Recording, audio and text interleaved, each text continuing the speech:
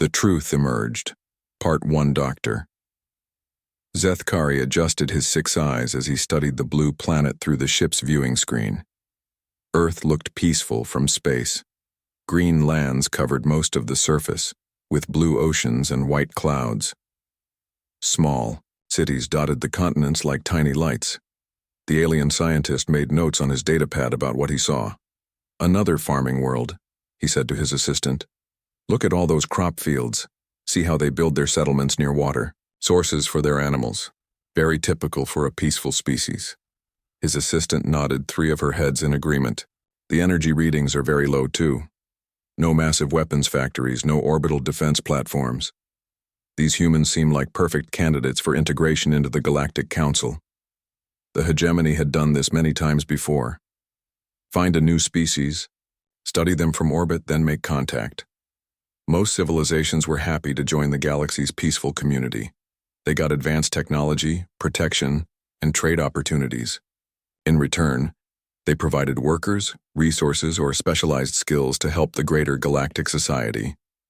For 3 weeks, the alien research team watched human activities.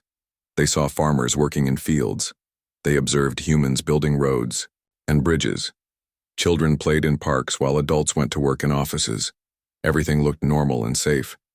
"They have some military forces," Dr. Zethkari noted, "but nothing concerning. Small armies, basic vehicles, simple aircraft. Their space program is still in early stages. They have only sent a few tiny ships beyond their own planet. The research?" Ship's captain, Commander Veltar, reviewed the final report. According to their observations, humans were a Level 2 civilization. They had basic technology, peaceful social structures, and showed no signs of aggressive expansion, perfect for integration as a client species. "Begin contact procedures," Commander Veltar ordered. "Standard peaceful approach. Let them see our ships, then request a diplomatic meeting." The hegemony fleet consisted of 12 massive ships, each one larger than Earth's biggest cities. They moved slowly through space toward the blue planet, sending friendship signals on all frequencies. Every other species had been amazed by this display of advanced technology. Most immediately surrendered their planetary defenses and begged to join the galactic community. But something strange happened as the alien fleet approached Earth. Long before the ships reached the planet, every major human government activated emergency protocols. Ancient radar systems that had looked old and broken suddenly came alive with sophisticated tracking signals. Military bases that seemed quiet began humming with activity. Satellites that appeared to be for weather monitoring started moving into new positions. "Sir," the fleet's sensor officer reported to Commander Veltar, "the humans are tracking our approach vector with surprising accuracy. Their detection range is much better than our estimates suggested." Commander Veltar frowned. This was unusual, but not alarming. Some species had better sensors than expected. "Continue with standard contact procedures." As the alien ships entered Earth's atmosphere, they expected crowds of amazed humans to gather and stare at the sky. Instead, they found military aircraft already airborne, maintaining careful distances but clearly monitoring every movement. Ground forces were positioned at strategic locations, not in panic, but in organized defensive formations. The aliens landed at the designated meeting site near New York City. A simple platform had been set up for diplomatic talks. But as Commander Veltar stepped off his ship, he noticed something that made his blood run cold. The human soldiers surrounding the area held their weapons with the easy confidence of people who knew how to use them very well. Secretary General Chen of the United Nations walked forward to greet the alien delegation. He was a middle-aged human with gray hair and kind eyes. He smiled warmly and spoke in a friendly voice. "Welcome to Earth," Chen said. "We are honored by your visit and excited to learn about your galactic community." Commander Veltar relaxed slightly. This sounded like the response they usually received. "Greetings, humans of Earth. I am Commander Veltar of the Hegemony Fleet. We come in peace to offer your species membership in the Galactic Council." "How wonderful," Chen replied. "We have prepared a facility where we can discuss the details of this opportunity. I hope you don't mind, but we have many questions about your technology, your government structure, and your military capabilities." Word military caught Commander Veltar's attention. Most peaceful species asked about trade, science, or cultural exchange first. Military topics usually came much later in negotiations. During the formal meeting, Secretary General Chen asked detailed questions that showed surprising knowledge about space warfare, fleet movements, and defensive strategies. He spoke about Earth's rich military history, as if it were something to be proud of rather than ashamed of. You must understand, Chen explained, humans have been fighting wars for thousands of years.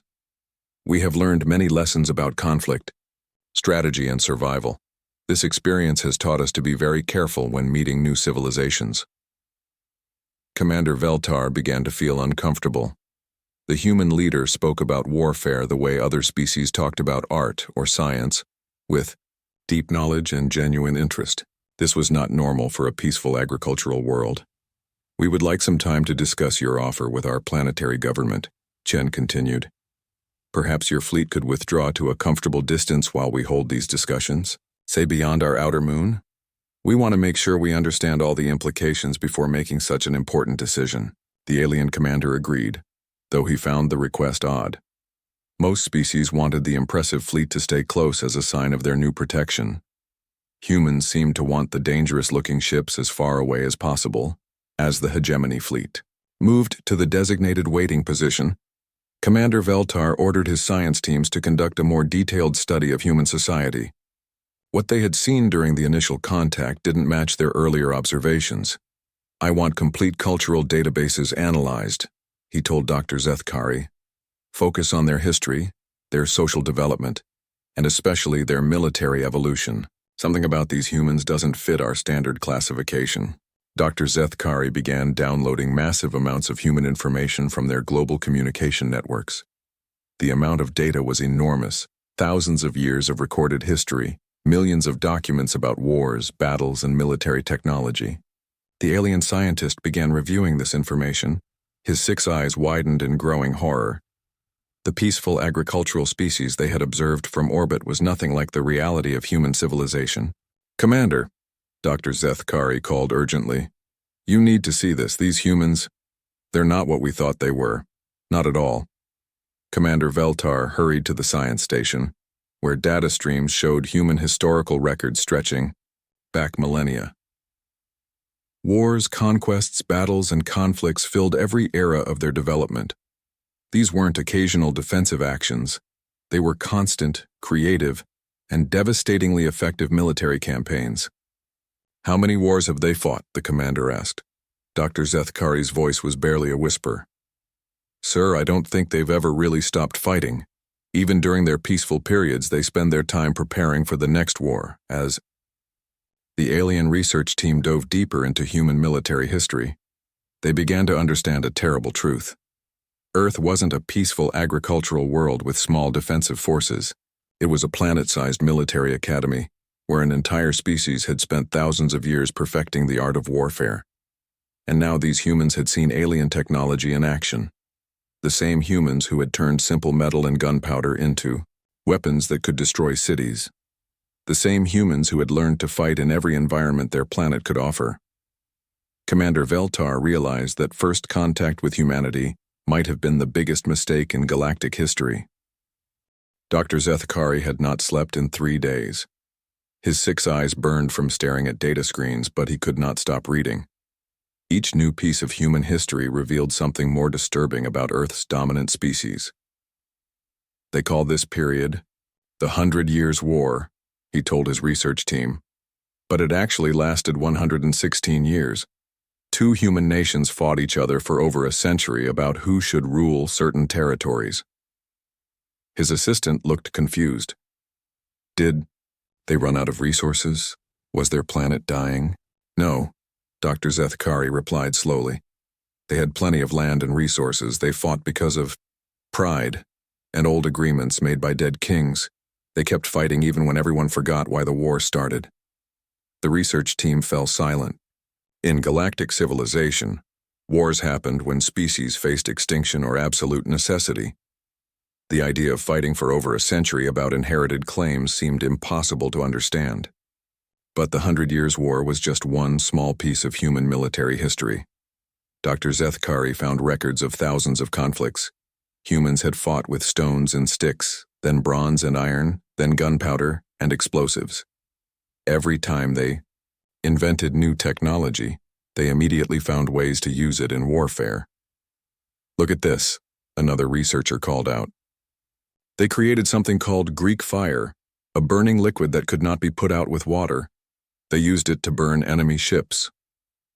"And here," said another, "they built giant machines called trebuchets that could throw heavy stones over castle walls." "This is interesting," Dr. Zethkari murmured, reading about medieval warfare. They developed siege tactics, entire methods for surrounding enemy cities and starving them into surrender. They made it into a science. The more they learned, the more worried the alien scientists became. Humans didn't just fight wars.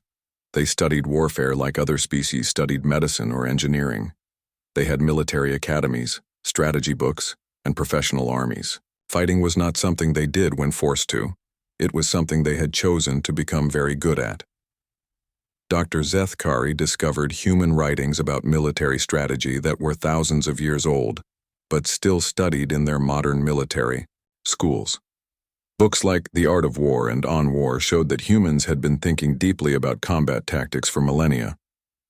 "They have a saying," he reported to Commander Veltar. "Know your enemy and know yourself, and you need not fear the result of 100 battles." This is from a human military philosopher who lived over 2,000 years ago. Commander Veltar studied the reports with growing concern. What about their recent history? Surely they became more peaceful as they advanced. Dr. Zethkari's expression darkened. "Sir, their recent history is worse. In the past century alone, they fought 2 global wars that involved almost every nation on their planet. The second war ended when they created weapons that could destroy entire cities with single explosions." "Atomic weapons?" Commander Veltar asked. "Most species develop those but never use them." "Humans used them twice to end a war," Dr. Zethkari replied. "Then they built thousands more, each one more powerful than the last.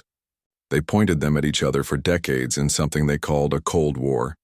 They were ready to destroy their own planet rather than let enemies control it.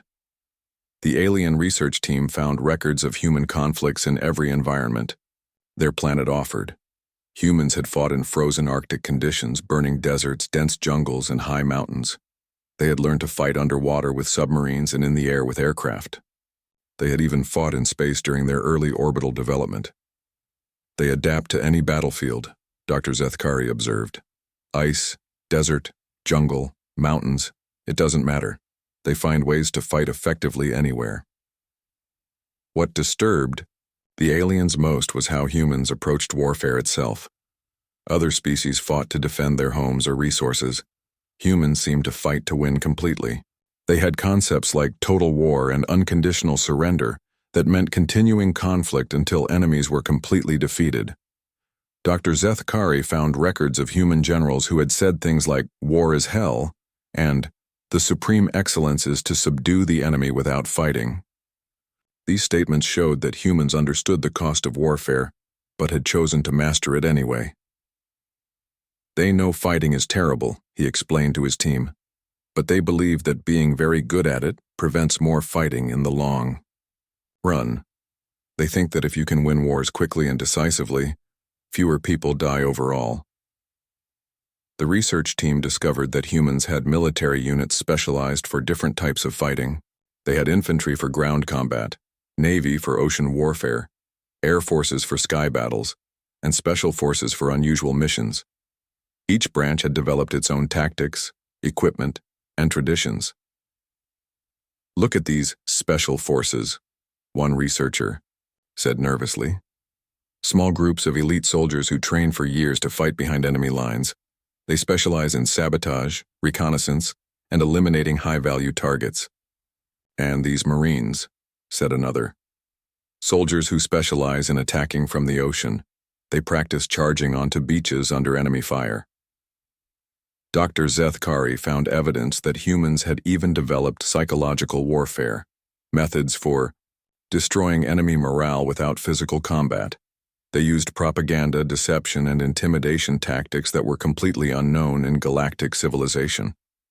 "They have a military saying," he reported. "The best way to win a fight is to make the enemy think he has already lost. They attack the mind as well as the body." As the research continued, the alien scientists began to understand something that chilled them to their cores. Humans had not developed warfare as a response to external threats. They had developed it by fighting each other, constantly, for thousands of years. "Sir," Dr. Zethkari called to Commander Veltar urgently. "I found something important. Humans have been divided into different nations, tribes, and groups throughout their history. They have been practicing warfare against opponents who are just as intelligent and adaptable as they are." Commander Veltar understood the implications immediately. Most species in the galaxy had evolved past internal conflict before developing advanced technology. They learned to fight against natural disasters, dangerous animals, or simple external threats. Humans had been fighting against other humans, opponents who could think, plan, and adapt just as well as they could. "They've been training against themselves," Commander Veltar whispered. "For thousands of years, they've been fighting opponents who force them to constantly improve their military capabilities." Dr. Zethkari nodded grimly. "And now they've seen our technology. Ships that can travel faster than light, energy weapons, advanced materials. If their history is any guide, they're already working on ways to adapt these technologies for military use." The alien research team had discovered humanity's greatest secret. Earth was not a peaceful agricultural world that happened to have small armies. Earth was a planet where an entire species had spent millennia becoming the most effective warriors in the galaxy. And humanity had just made first contact with a civilization that had forgotten how to fight. 3 months after first contact, humanity sent a message to the hegemony fleet. They were ready for another diplomatic meeting. But this time, they wanted to meet at the neutral space station near Alpha Centauri, not on Earth. Commander Veltar felt nervous as he read the message. "They want to meet in space? That's unusual. Most species prefer to host meetings on their homeworlds." Dr. Zethkari looked up from his research station, where he had been studying human military history for weeks. "Sir, maybe they don't want us near their planet anymore. After what we've learned about their nature, that might be wise." The meeting was scheduled for the next week. Commander Veltar prepared his diplomatic team and traveled to the neutral station. As they approached the meeting point, his sensors detected something that made his blood freeze. A human ship was already waiting at the station. "Sir," his sensor officer reported, "that vessel is using our own FTL technology, but the design is completely different. It's smaller than our ships, but it looks dangerous." Commander Veltar studied the human ship through his viewing screen. It was sleek and angular, with smooth lines that seemed built for speed and maneuverability. Strange weapon ports dotted. Its hull and energy readings showed power systems that made no sense according to galactic engineering principles. How did they build that so quickly? He wondered aloud. Dr. Zethkari answered quietly, "Sir, based on their history, humans are very good at copying and improving military technology. During their Second World War, they reverse-engineered enemy weapons and made better versions within months." The human ship had been watching the hegemony approach for hours before making contact.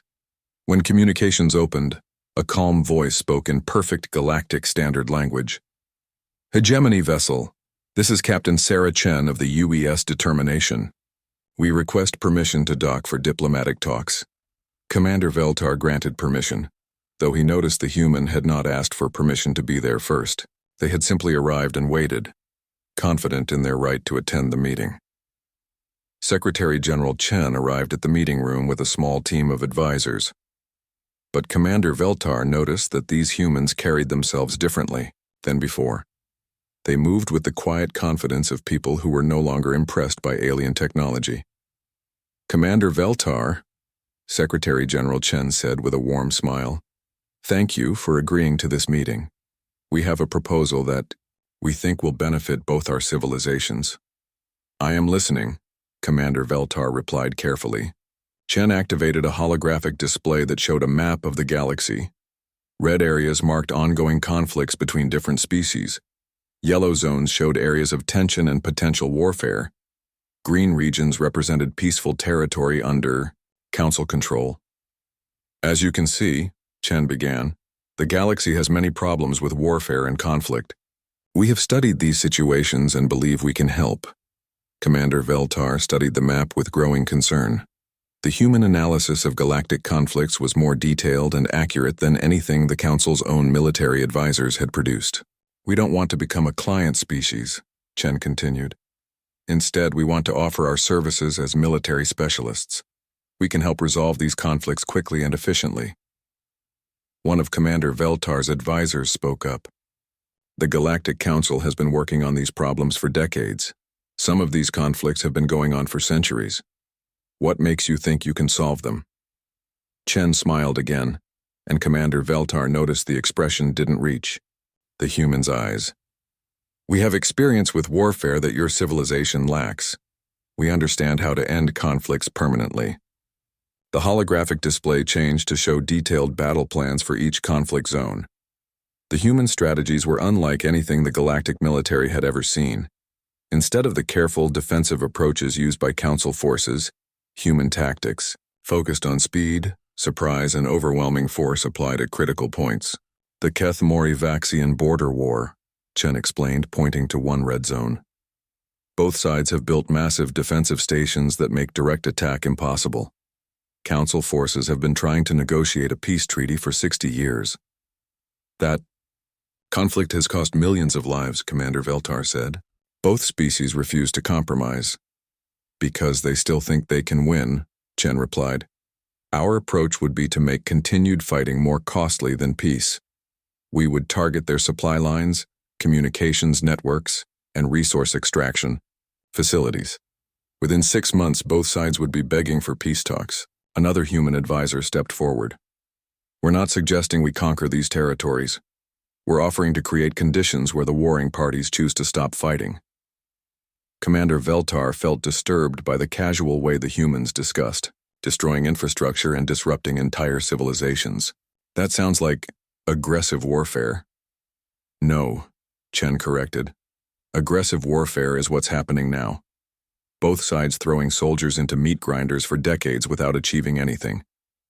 What we're suggesting is efficient warfare designed to end conflicts quickly.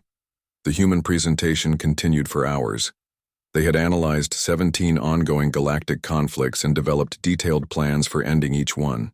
Their strategies used concepts that were foreign to galactic military thinking, psychological warfare, asymmetric tactics, and what they called strategic demoralization. We're not asking for territory or tribute, Chen explained. We want technology sharing agreements, access to suitable worlds for colonization, and formal recognition as the Council's military specialists. Commander Veltar found himself in an impossible position.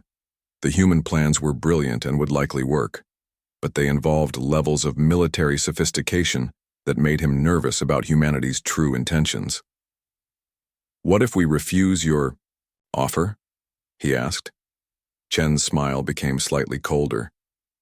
Then you continue watching these conflicts drain your civilization's resources while millions die in pointless wars. Meanwhile, humanity develops our own solutions to galactic expansion. The threat was politely delivered but unmistakable. Humanity was offering to become the galaxy's military arm by choice. The alternative was humanity becoming a military power, whether the galaxy wanted them to or not. We need time to discuss this with the full council, Commander Veltar said. Of course, Chen replied. But while you're discussing, consider this. Every day these conflicts continue, more people die. We can save lives by ending wars quickly and decisively. As the meeting ended, Commander Veltar found himself facing a terrible choice.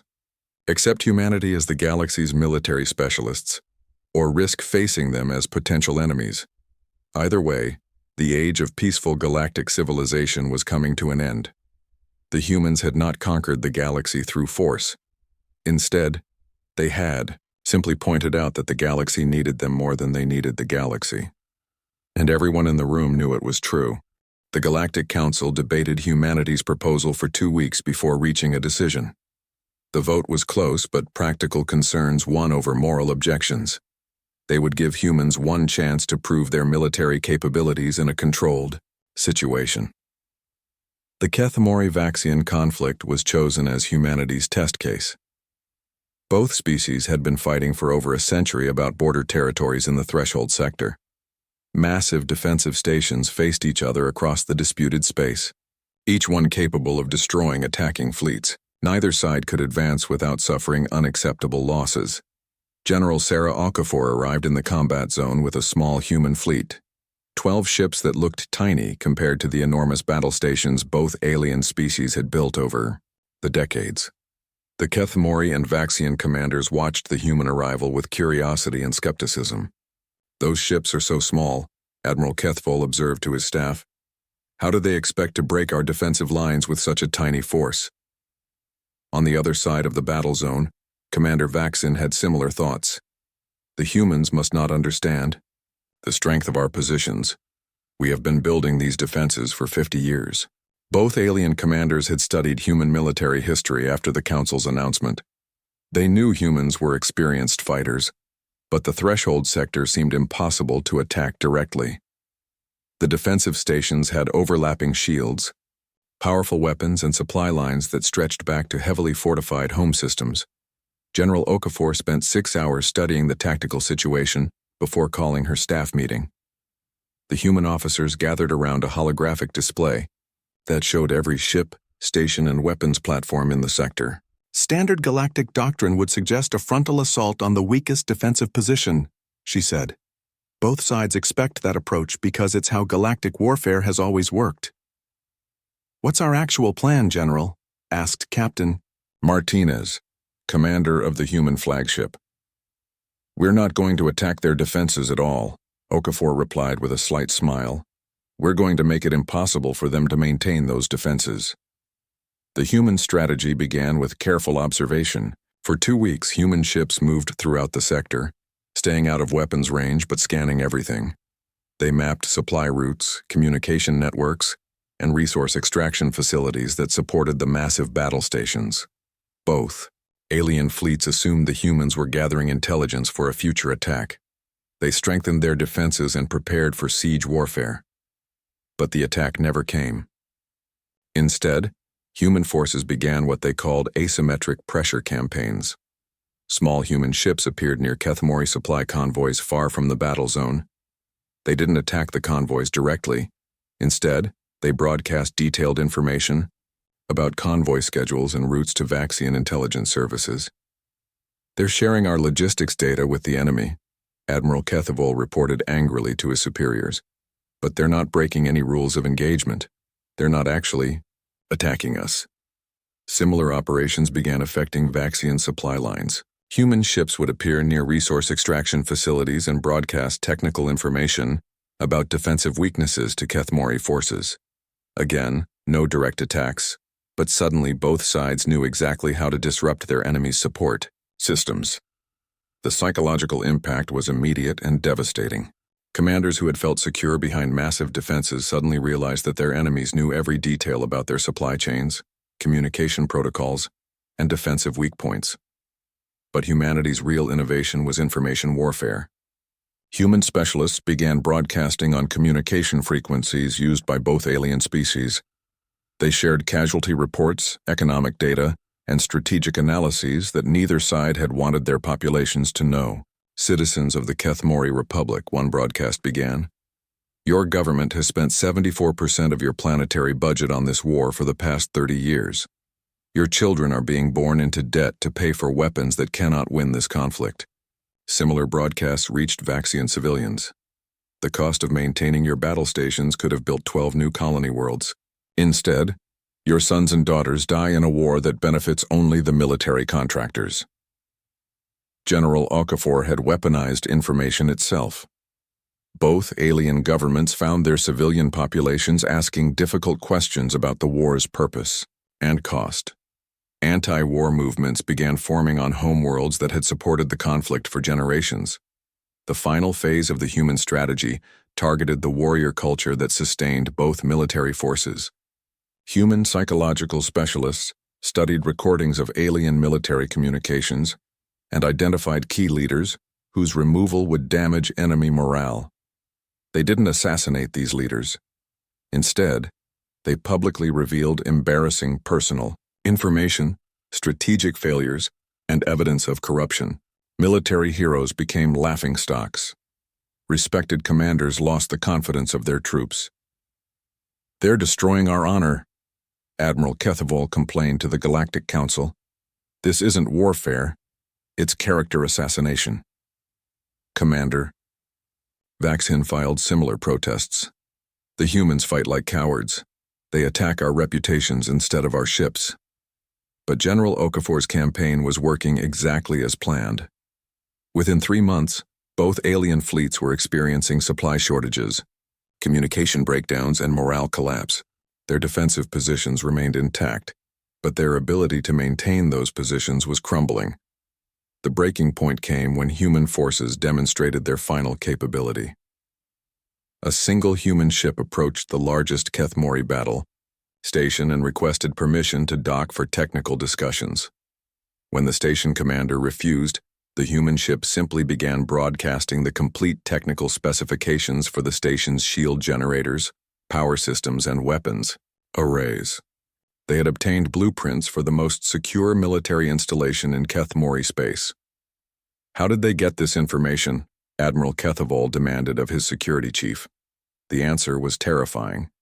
Humans had infiltrated both civilizations, computer networks, intercepted private communications, and stolen classified military data without anyone noticing. They had been inside both governments' most secure systems for weeks. 2 days later, both the Kethmori and Vaxian high commands sent urgent messages to the Galactic Council requesting immediate ceasefire negotiations. "We cannot continue fighting an enemy that knows everything about our capabilities," Admiral Kethavol reported. "The humans have made our defensive strategies useless." Commander Vaxin sent a similar message. "They have turned our own populations against us and exposed our military secrets. Continued resistance is pointless." General Okafor had won the Threshold Sector conflict without firing a shot in anger. She had proven that humanity understood warfare at a level far beyond anything the galaxy had seen before. The galactic observers who witnessed the campaign filed reports that would change military doctrine throughout known space. Humanity had not just ended a century-old conflict. They had revealed that the galaxy's understanding of warfare itself was completely obsolete. 5 years after first contact, the galaxy had changed in ways no one could have predicted. Humanity now operated from military bases in 17 star systems, with fleets patrolling borders that had been war zones for centuries. The transformation was complete and undeniable. Secretary General Chen, now bearing the title of Galactic Defense Coordinator, stood before the annual Council Assembly. Representatives from hundreds of species filled the massive chamber, all gathered to hear humanity's report on galactic security. "Honored delegates," Chen began, "I stand before you today to report that our galaxy is experiencing the longest period of peace in recorded history." The statistics were impressive. Galactic crime had dropped to historic lows. Territorial disputes that had simmered for generations were now resolved within months of human intervention. Even the notorious hive incursions from outside the galaxy had stopped completely after humanity demonstrated what happened to aggressive species that refused diplomatic solutions. The Kethmori-Vaxian conflict had been just the beginning. Humanity had resolved 16 major wars and dozens of smaller conflicts using methods that other species found disturbing but could not argue with. The results spoke for themselves. The silicate uprising in the Outer Rim lasted 3 days after human advisors arrived, Chen continued. The robot rebellion that had threatened 5-star systems for 20 years ended when we convinced the artificial intelligences that cooperation was more profitable than conquest. Ambassador Veltar, now serving as the Council's liaison to human forces, listened with mixed emotions. Part of him was grateful for the peace humanity had brought. Another part of him missed the galaxy's former innocence. The most significant change was philosophical. For millennia, Galactic civilization had tried to evolve beyond warfare. Violence was seen as a primitive failure that advanced species should outgrow. Humanity had turned this assumption upside down. We learned that avoiding conflict doesn't prevent it, Chen explained to the assembled delegates. Weak defenses invite aggression. Uncertain responses encourage testing. Peace through strength isn't just a human concept. It's apparently a universal law that the rest of you had forgotten. Human military advisors now worked with every major species, teaching tactics, strategy, and what humans called conflict resolution through superior firepower. The training was comprehensive and often shocking to alien sensibilities. Dr. Zethkari, now serving as a cultural liaison between humans and the Council, had spent years studying humanity's impact on galactic society. His findings were complex and sometimes contradictory. They have made us safer, he reported to the Council's Science Committee. But they have also made us more aware of how dangerous the universe really is. Before humans arrived, we thought of war as an occasional failure of diplomacy. Now we understand that peace requires constant vigilance and the ability to respond decisively to threats. The galaxy's youth were particularly affected by human influence. Young aliens studied human military history in schools. They learned about concepts like strategic thinking and tactical analysis that had never been part of galactic education. Some alien parents worried that their children were becoming too aggressive, but the results were undeniable. The generation of young aliens trained by human advisors was more confident, more decisive, and better able to handle crises than their elders. They approached problems with what humans called strategic mindset, always thinking several steps ahead and preparing for multiple possibilities. The Hive incident had been the ultimate test of humanity's approach to galactic security. The insectoid species from outside the galaxy had been raiding border systems for decades, taking resources and leaving destruction behind. Previous Council responses had been defensive and reactive. When the Hive launched their largest invasion ever, humanity responded with overwhelming force. A combined human-alien fleet didn't just repel the attack, they followed the Hive back to their home systems and delivered an ultimatum. "Stop the raids permanently or we will end your civilization," General Okafor had told the Hive Queen. "We have studied your biology, your technology, and your social structure. We know exactly how to destroy everything you have built." The Hive had tested human resolve by attacking one more border system. Humanity's response was swift and terrifying. They didn't destroy Hive colonies. Instead, they used biological warfare to make the Hive's home worlds uninhabitable for their species while leaving the planets otherwise undamaged. The message was clear, Chen explained to the Council. Aggressive expansion has consequences that make the cost too high to continue. The Hive could choose to coexist peacefully or face extinction. They chose coexistence. Some Council members still found human methods disturbing. Ambassador Kethaval had recovered from his defeat in the Threshold sector and now served as a military advisor himself, trained by human specialists. "They taught us that honor in warfare comes from winning quickly and decisively," he told other former military commanders. "A long, bloody stalemate isn't honorable, it's wasteful. Human methods save lives by ending conflicts before they can escalate." The economic impact of human-enforced peace was staggering. Resources that had been spent on weapons and defensive systems were now invested in exploration, research, and colonization. The galaxy was expanding faster than ever before, with human-protected trade routes connecting distant systems safely.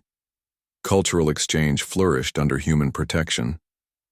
Species that had been enemies for centuries now traded peacefully, knowing that any attempt to restart old conflicts would face immediate human intervention.